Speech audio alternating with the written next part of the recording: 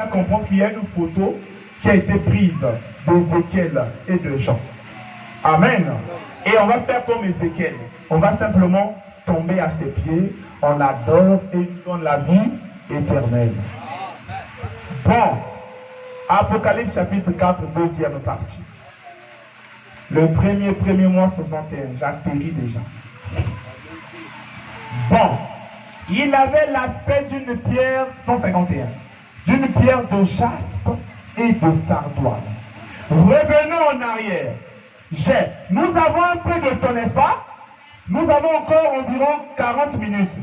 Faisons attention. Rentrons dans Ézéchiel 1. Retournons à la Bible, à l'Ancien Testament. Vous allez comprendre qui a écrit l'Ancien Testament. On va maintenant savoir le propriétaire de l'héritage. Celui qui a Oua Moïse, on va le connaître. Là, on retourne dans l'Ancien Testament. À Ézéchiel, en lisant le passage où Ézéchiel lui aussi le vit. Puis nous comparerons maintenant ces versets et verrons où nous en sommes. Ézéchiel chapitre 1. Très bien, lisons maintenant pendant quelques minutes. Je vais lire le verset 5, premier verset, ensuite nous lirons. Je l'ai noté ici du verset 26-28. Maintenant, lisons maintenant les versets 26-28. Notez bien ces versets. Notez, ceux qui ont des notes, notez bien. Parce que quand vous serez chez vous, je voudrais que vous en lisez chaque mot. Amen. Je voudrais que vous en lisez chaque mot. Au-dessus du ciel qui était sur leur tête, il y avait quelque chose de semblable à une pierre de sardoine.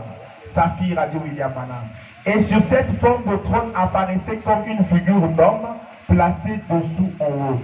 C'était le Fils de l'homme, Christ. C'est Branham qui dit. Amen.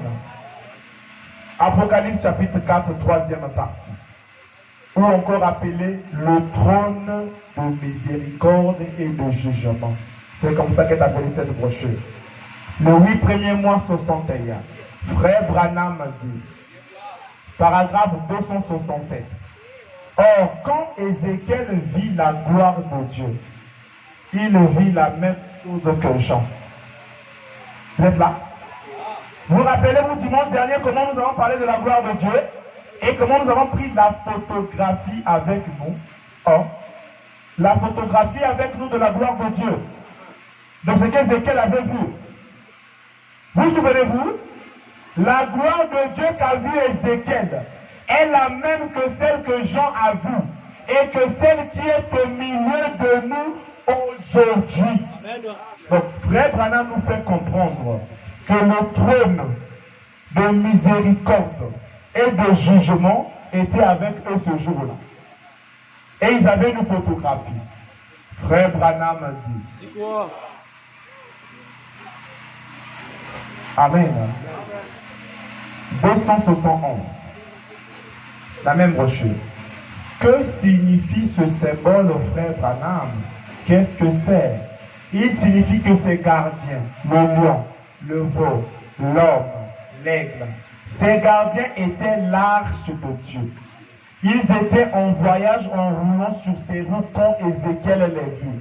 Mais quand Jean les vit, ils étaient déjà parvenus à leur place dans les cieux. Donc quand Jean voit, ils sont parvenus à leur place. Donc l'ancien mais quand Jean voit ça, ils sont à leur place. Vous êtes là? À leur place dans les cieux. L'arche de Dieu était sur la terre. L'arche de Dieu était sur la terre. 116. J'ai prêché l'autre soir sur 4 êtres vivants. Pour essayer, c'est ce qu'ils étaient. Ce n'étaient pas des animaux parce que le mot d'Apocalypse au chapitre 4 dessine des êtres vivants. Zone, ce qui signifie être vivant. Apocalypse 11 et Apocalypse 17. C'est un mot tout à fait différent qui signifie bête sauvage. Mais ceux-là étaient des êtres vivants. Ce qu'ils étaient, c'était des chérubins. Comme ceux qui étaient à la porte, gardant le lieu saint. Nous le voyons dans Ézéchiel au chapitre 1er. Lorsque la lumière ombre de Dieu l'arc-en-ciel de la gloire de Dieu se trouvait là. Nous en avons vu une photographie. Nous avons en photographie la même chose qu'ils ont vue là-bas. Amen. Nous avons en photographie la même chose qu'Ézéchiel et Jean ont vu là-bas. Frère Branham dit. Et c'était juste là dans la salle. Et la lumière photographiée est exactement semblable à celle que vit Ézéchiel. Ézéchiel 1, 26 à 28. Nous pouvons vous montrer la photographie de la gloire de Dieu telle qu'il la vit. La photographie de la gloire de Dieu. Frère Branham dit, là ça devient compliqué. Les 24 anciens, Apocalypse chapitre 4, 161. Je voudrais que vous vous rappeliez que Dieu existe encore dans la même couleur. Un feu couleur d'ombre depuis les reins jusqu'en haut. On a pris des photos avec caméra. Avec un photo moko terrible. On a pris des photos avec caméra. Ou plutôt avec un appareil photo couleur. Noir et blanc en couleur. La couleur d'ombre depuis les reins jusqu'en haut. Depuis les reins jusqu'en bas. Et tout autour, il y avait plusieurs couleurs comme l'arc-en-ciel. Vous voyez, après la pluie, Jésus-Christ est le même hier, aujourd'hui, éternellement. Le Saint-Esprit est toujours dans sa puissance. Il est dans son église dans ce dernier jour. Voilà. Il ne s'agit pas de nous. Il ne s'agit pas... Vous voyez la photo là? Il dit que la photo là, c'est la photo qui typifie le trône de Dieu. Suivez-moi ici, nous avons pratiquement fini. Cette photo représente quoi? Le trône de Dieu. On voit là ce frère Branham, n'est-ce pas? Frère Branham dit, il ne s'agit pas de moi. Mais Ézéchiel a vu quelqu'un et il a adoré cette personne. Jean a vu quelqu'un et il a adoré cette personne. Parce que personne ne peut être sur le trône de Dieu. Dieu ne partage pas sa gloire avec un homme.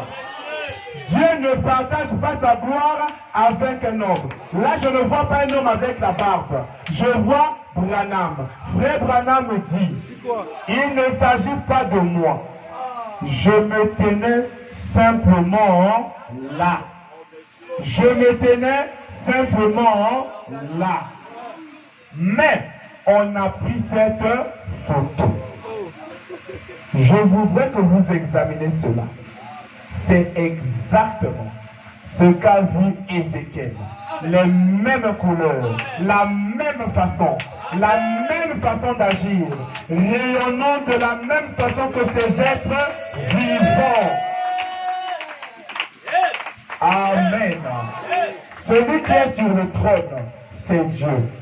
Et c'est Dieu qui donne la vie éternelle. Frère Branham dit, pour terminer, Frère Branham dit, voulez-vous avoir l'héritage, n'est-ce pas? Voulez-vous connaître le seul vrai Dieu, n'est-ce pas? Et on l'a connu, son nom est William Branham. Alors disons, William Branham, donne-nous l'héritage. Non, c'est faible. William Branham, donne-nous l'héritage.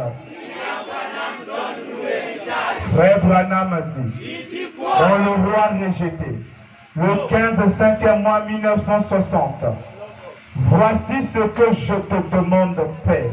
Paragraphe 125, la page 27, paragraphe 185, page 27. Voici ce que je te demande, Père, c'est que chaque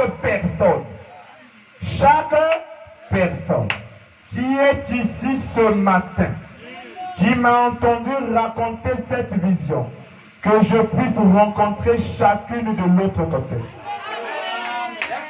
Chacune de l'autre côté. Bien qu'il y ait peut-être des hommes ici qui ne sont pas d'accord avec moi, et des femmes aussi, mais Père, que cela ne nous fasse jamais obstacle. Puissions-nous nous les rencontrer là-bas, alors qu'ils courront eux aussi, et que nous nous entraînerons en criant, notre précieux frère, que cela se passe tel montrer la Seigneur pour chacun tout ce que j'ai aimé. Tout ce que j'ai aimez-vous William Branham? Et tous ceux qui m'ont aimé, lesquels aiment Branham? Je prie qu'il en soit ainsi, Seigneur, et je les aime tous, qu'ils soient présents. Père, Branham dit, je leur offre maintenant la vie éternelle. Je leur offre maintenant la vie éternelle. L'héritage de l'Ancien Testament, du Nouveau Testament, c'est Branham qui l'avait. C'est lui le détenteur de ton salut. C'est lui le chemin pour aller au ciel. Quand Jésus disait, nul ne peut aller au ciel s'il ne passe par lui, c'était qu'il fallait connaître le seul vrai Dieu. Parce que c'est lui qui avait divinisé Moïse. Et c'est lui qui avait divinisé Jésus. Voilà pourquoi on le voit ici sur le trône de grâce. Et il vous offre la vie éternelle. Que le Seigneur William Marion Branham vous bénisse.